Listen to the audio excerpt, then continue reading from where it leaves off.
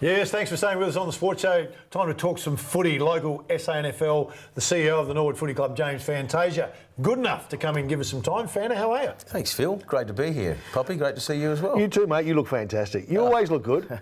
Good-looking bloke. Do you remember that time you and I stood each other in a game of footy and you gave me an absolute bath? No, it wasn't quite right. He ran me around a bit. I thought I'd get in first, Phil. Did you? That was going to come up 100%. So Yeah, it would have come Gave you a up. bath. done and dusted. But let me just quickly, we'll go to the highlight package that we actually have from that day. We haven't mentioned that. It's in black and white. Oh, you would have been too. Would have been too. Hey, how's life back at the Norwood Club? Yeah, look, it's great. Great to be back home. I started my career at Norwood both as a player and as an administrator. So, gee whiz, what is it, some 25 years later to do the complete circle and back there. Well, take us through the journey, because it's been an interesting journey, making your way up through the AFL, making your way across to the home of football in Melbourne, of course, and then probably a lifestyle change more than anything to come back. Yeah, well, it was. Look, it was great because, as I said, a Norwood boy, born and bred, and came through, played league football at 18 and all the rest of that. Had my first. I was actually a teacher for a couple of years. So I was actually at the McGill campus where I got my teaching degree, which was pretty cool back in those days. Taught for a couple of years, but then an opportunity came to get in as the development manager at Norwood. And I just thought that was a wonderful concept in terms of a full-time role. And, that led to then moving to the SANFL and taking over as the General Manager of Game Development. And it was in a real growth stage. It was when the Crows first appeared and there was a lot going on. And then 4 or 5 years there, I was fortunate enough to be asked if I was interested in the recruiting gig at the Crows. I was there for 12 years. We had some really good times through that, and obviously the couple of premierships, and just a wonderful way to get exposed to that level. And then, again, I was lucky enough to be asked to take on the general manager's role at the Western Bulldogs. So I had 6 years at the Bulldogs, and happy to say... You set them up nicely too, well, didn't you, before you went? And Phil's got to take some credit there, because I did ask Phil to come over at one stage and do some work with us for a couple of weeks there. But look, it was a great experience in going to the heartland of Victoria, and then a great thrill to be asked again to go to Hawthorn as their general manager of football. So I went from a club that had, we call them the have and the have-nots. Western Bulldogs were certainly the have-nots. But Hawthorn was great. But, I'll just give you one quick insight. You walked in and you had Alistair Clarkson as the head coach. Was doing a pretty reasonable job, I should say. You had Chris Fagan, who was the coaching director. You had Adam Simpson, who was one of the assistant coaches. You had Luke Beveridge, Brenton Bolton. Look where they all are now. It was a fairly, it was. And look, Alistair's been responsible for a number of coaches now that have gone on with careers. But it was a great insight. I did have a couple of years outside of footy. That was more about a little bit more of a health issue. And which is all good now. And I had the good fortune of Norwood asking me if I was interested in the CEO's role. So. It was something I was very excited and felt very privileged to have. It obviously takes in the commercial parts of the business as well as the football.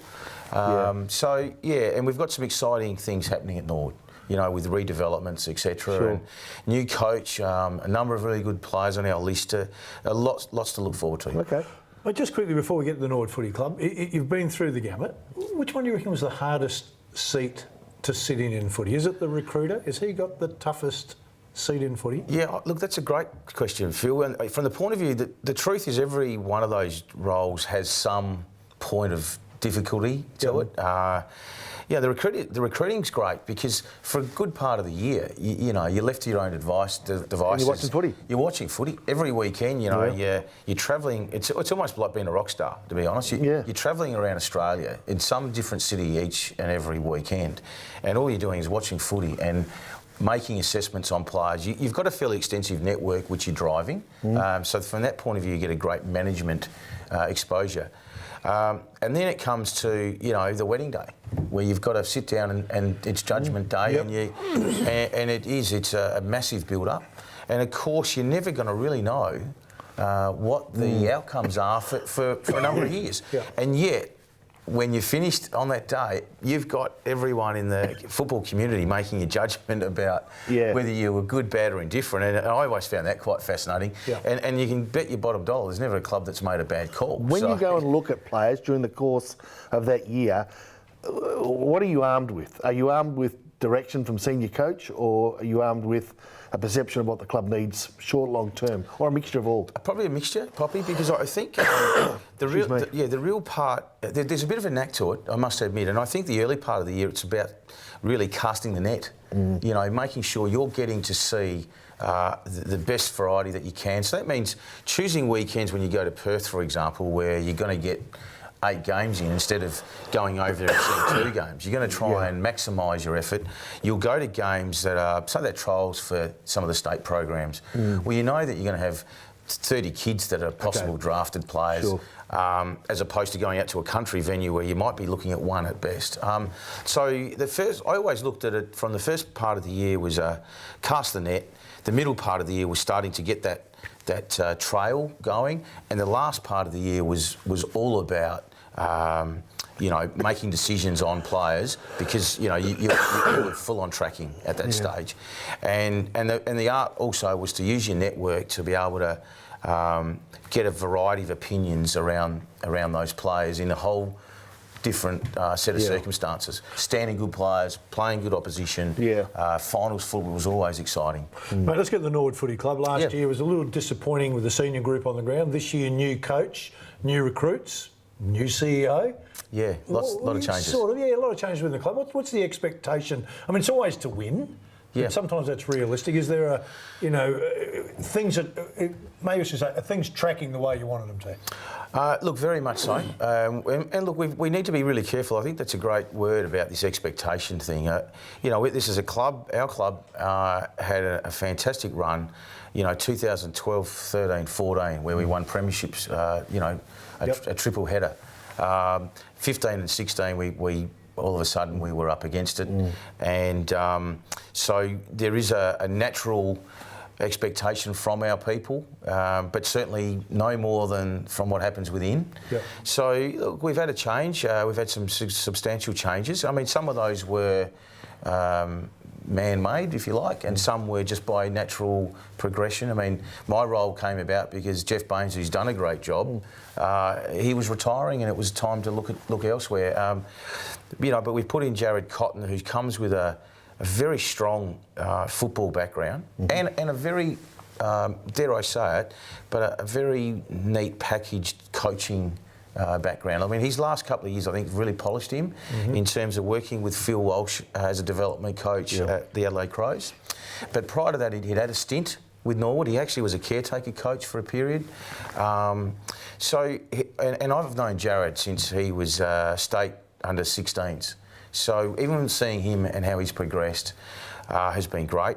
We're very fortunate too with recruiting. We've been able to get back AFL listed players. We've got back Dean Turlich, you know, young Mitch Grigg from the Crows, and when we talked about Cam Shenton, and these are boys that played at Norwood in premierships before they left, have now come back after AFL stints, and we're able to entice Brad McKenzie. So there's 4 players with AFL experience in their mid-20s, probably still got 100, 150 games ahead of them. So, yeah, look, it is tracking okay. We're not getting ahead of ourselves. What gives you the best satisfaction? Signing the development of a down at Norwood, or winning games of footy? Is it the on-field or the off-field that drives you, or is it they go hand in hand? Probably hand in hand. Yeah. And, you know, look, you never... I always look at it at this way. The core business of our football club is football. Yeah. So winning premierships and developing young players and developing people within our industry, or certainly our organisation, they're key things. I love that. I think we're always trying to advance ourselves, and that's one of the things we pride ourselves on at Norwood Footy Club. We're innovative, you know, we're community focused, we're inclusive. So we look to, and it's not lost to us that we've got a wonderful venue. You know, on the parade itself, with the ability to play night football, a very boutique ground, you know, great viewing. So, you know, we're 140 years old next year, and we've been playing at the parade since 1901. So, we've got lots to draw back on.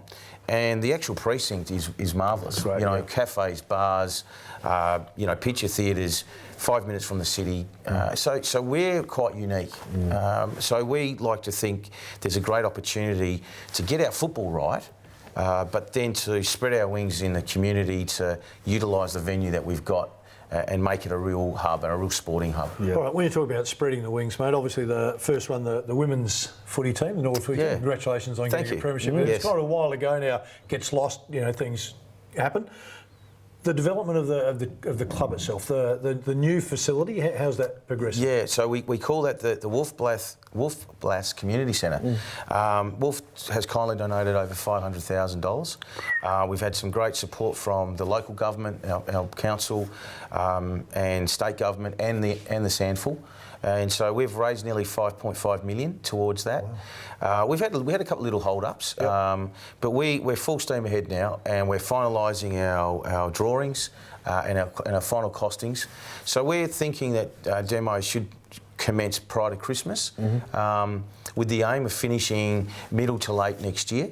That would be the goal. Okay. So that's very exciting because, you know, in a very challenging environment, here we are, able to bring back the Amazing, people to really. Norwood, Yeah. and also have another income stream. You know, where we want to focus around education, and we'd love to have a university campus at Norwood Oval, whether that be in the sports science area, whether that be in the digital IT area. I mean, they complement what we're trying to do, but we'd love to be able to do that, and that's going to go a long way towards it. So, pretty exciting times, Phil. Really exciting, mate. If I give you a number, could you let Wolf Blass know that I need Yeah, attention done at my me place, too. mate?